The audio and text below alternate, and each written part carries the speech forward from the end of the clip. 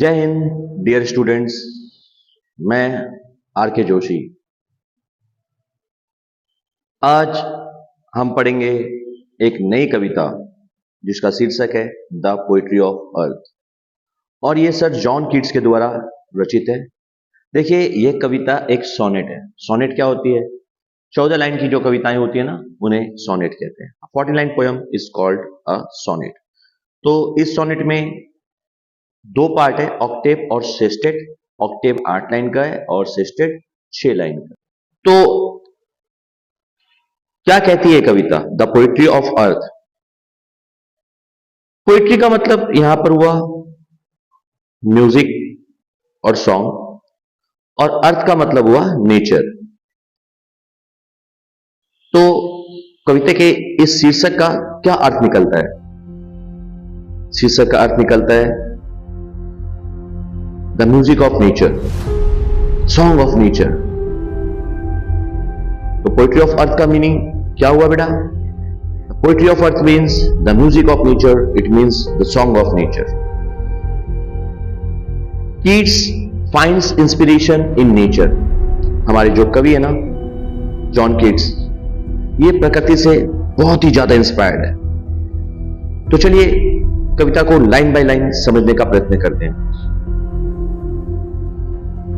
The poetry of earth is never dead. तो poetry का मतलब हमने आपको बताया था कि सॉन्ग और म्यूजिक, और अर्थ का मतलब बताया था नेचर। नेवर का means at no point of time, और डेड मीन्स हियर साइलेंट। यहां पर डेड का मतलब साइलेंट है। When all the birds are faint with the hot sun and hide in cooling trees, a voice will run from hedge to hedge about new mown mead. That is the grasshopper, he takes the lead. In summer luxury he has never done with his delight, for when tired out with fun he rests at his penny-some pleasant read.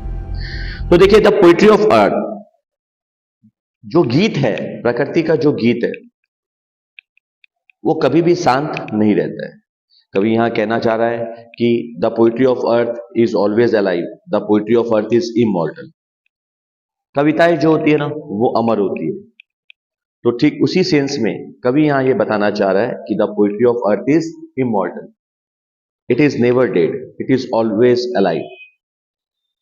Keats has presented the music of nature by connecting the voices of two insects.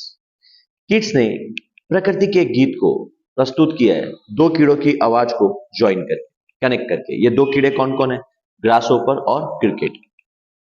तो the poetry of earth is never dead बोलने का मतलब ये हुआ कि प्रकृति जो है ना, वो गीतों से भरी हुई है। हर समय कहीं ना कहीं कोई ना कोई पक्षी, कीड़ा गीत गाता ही रहता है, गाता ही रहता है। प्रकृति का गीत किसी भी बिंदु पर बंद नहीं होता। It stops at no point of time, it continues forever. It is a ceaseless celebration throughout the cycle of season. तो ये जो पहली लाइन है ना, इसी लाइन में इस कविता का थीम भी है और मैसेज भी, और वो क्या है? The poetry is immortal. When all the birds are faint with the hot sun and hide in cooling trees. तो ऑल द बर्ड्स का मतलब क्या? Singing birds. Faint means feeling unenthusiastic और tired with hot sun, and hide, hide का मतलब क्या हुआ? Take shelter. ये जो हाइड शब्द है ना, इसका मीनिंग हुआ to take shelter in cooling trees. In cooling trees means in the cool shade of the trees. तो कवि यहां पर कहना चाह रहा है कि when all the birds are tired due to the scorching heat of the sun, they hide in the cool shade of the trees. They stop singing, chirping and their joyful activities. ये जो चिड़ियाएं होती है ना, ये जब थक जाती है, the hot sun makes them feel tired. The hot sun makes them feel tired. जो सूर्य है ना, गर्म सूर्य, उन्हें थका देता है। The hot sun makes them feel tired. गर्म सूर्य की किरणें उन्हें थका देती है, और उसके बाद फिर क्या होता है? They stop singing, they stop chirping, they stop their joyful activities. चिड़ियाएं जो है गाना चहचहाना बंद कर देती है, और वो अपनी जॉयफुल एक्टिविटीज पे पूर्ण विराम लगा देती है। और फिर क्या करती है? They hide in the cool shade of the trees, और उसके बाद they take shelter in the cooling trees. वो कूलिंग ट्रीज में अपना शेल्टर ले लेती है। A voice will run from hedge to hedge about the new मॉर्न मीड। देखिए, यहां पर भी प्रकृति का गीत बंद नहीं होता है। A voice will run, from hedge to hedge about the new born mead. तो देखिए मीट का मतलब क्या होता है, मीट का मतलब होता है मीडोज, खेत। और न्यू का मतलब होता है फ्रेशली और मॉर्न मीन्स कट। तो न्यू मॉर्न मीट का मतलब हुआ the meadows where the grasses have been newly cut. और हेज टू हेज का मतलब grassy fields, from one grassy fields to another grassy fields. तो when all the birds become passive, cricket becomes active। जब सारी चिड़ियाएं passive हो जाती है, निष्क्रिय हो जाती है, तब क्रिकेट जो है ना वो एक्टिव हो जाता है। तो यहां क्या कह रहा है कवि, a voice will run from hedge to hedge about the new मॉर्न mead, still a voice is heard and this is the voice of grasshopper. His voice runs from hedge to hedge in the meadows where the grasses have been newly cut. जब चिड़ियाएं शांत हो जाती है ना, तब भी हमें एक गाना सुनाई पड़ता है। और ये गाना किसका है? ये गाना होता है ग्रासहोपर का। उसकी आवाज एक ग्रासी फील्ड से दूसरे ग्रासी फील्ड तक लगातार सुनाई पड़ती है उन खेतों में जहां पर घास को अभी अभी ताजा ताजा काटा गया है। That is the grasshopper, he takes the lead. तो दैट इज द ग्रासहोपर। देखिए यहां पर जो दैट है ना, that refers to the song of the grasshopper. और ये जो एक्सप्रेशन है that is the grasshopper, it suggest the movement of the grasshopper. देखिए ग्रासहोपर को कैपिटलाइज किया गया है, इसका मतलब ग्रासहोपर का मानवीकरण हुआ है यहाँ पर।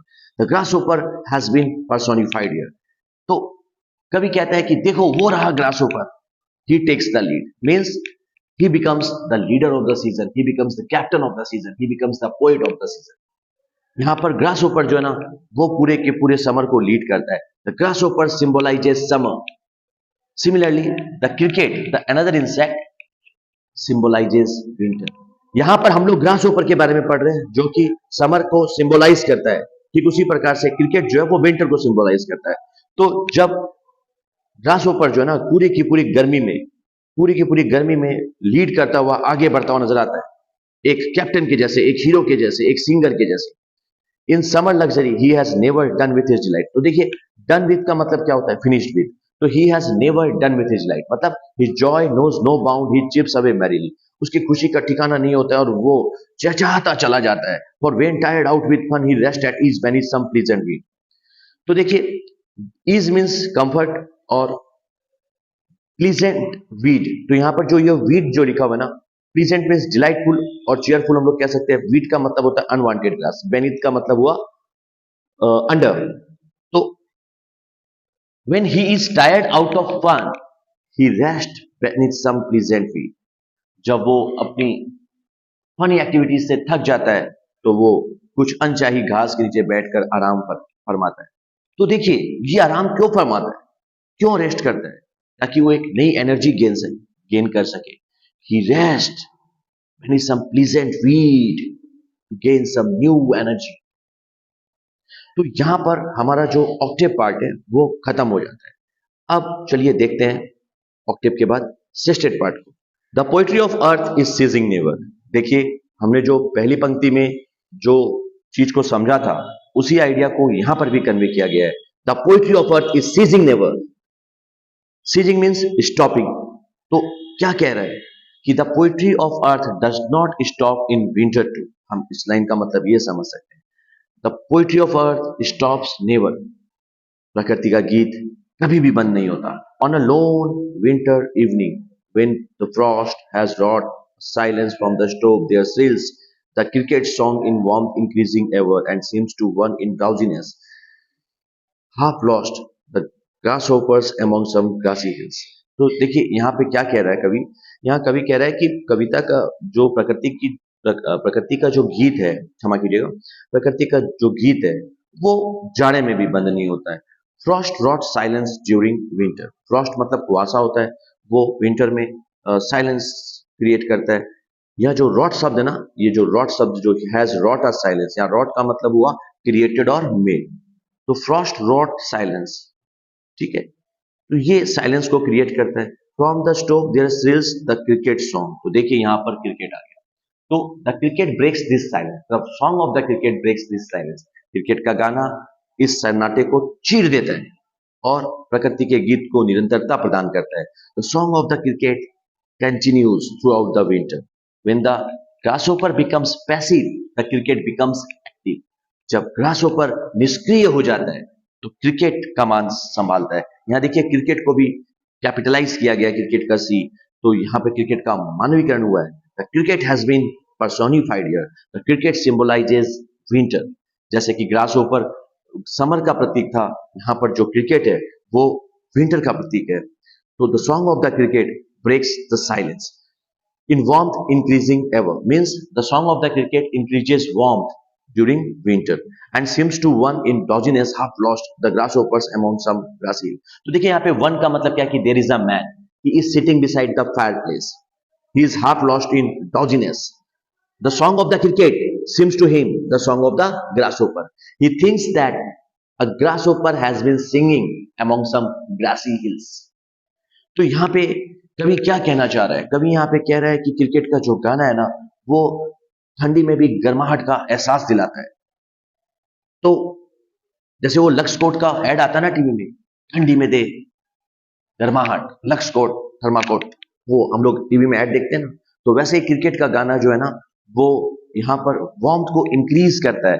और एक बंदा है जो कि बैठा है, कहाँ बैठा है वो अंगीठी के पास बैठा है। यहाँ जो स्टोव लिखा हुआ है ना, स्टोव का मतलब हुआ फायरप्लेस। तो उसकी जो श्रिलिंग वॉइस है क्रिकेट की, उसकी जो श्रिल वॉइस जो है क्रिकेट की, वो सुनाई पड़ती है कहाँ? From behind the fireplace. तो वहां पे कौन बैठा है? वहां पे एक बंदा बैठा है, देयर इज अ मैन, एक बंदा बैठा हुआ है, वन लिखा हुआ ना यहाँ पर, and he is half lost in drowsiness, वो हाफ एस्लीप है, अर्धनिद्रा में लीन, और उसको ऐसा लगता है कि वो गाना तो सुनता है क्रिकेट का, पर उसे लगता है कि कोई ग्रास ऊपर जो ग्रासी हिल्स है, जो ग्रासी हिल्स है, वहां पे कोई ग्रास ऊपर गाना गा रहा है। तो इस प्रकार से वो भूल से क्रिकेट के गाने को ग्रास ऊपर का गाना समझ ले। Thus, cricket, the singer of winter, continues the music of nature in his own ways. इस प्रकार से क्रिकेट जो है ना, वो प्रकृति के गाने को विंटर में कंटिन्यूटी प्रोवाइड करता है। The song of the cricket is the continuation of the song of the grasshopper. उम्मीद करता हूं स्टूडेंट्स कि आप लोगों को कविता समझ में आई होगी, और मेरी एक बात अच्छे से समझना, ये कविता बहुत ही आसान है, और बहुत बहुत बहुत आसान है। अगर आप इस कविता को अच्छे से कर लो ना, तो आपका एक क्वेश्चन तो आसानी से तैयार हो जाएगा। Thank you so much for watching our के जोशी सर क्लासेस।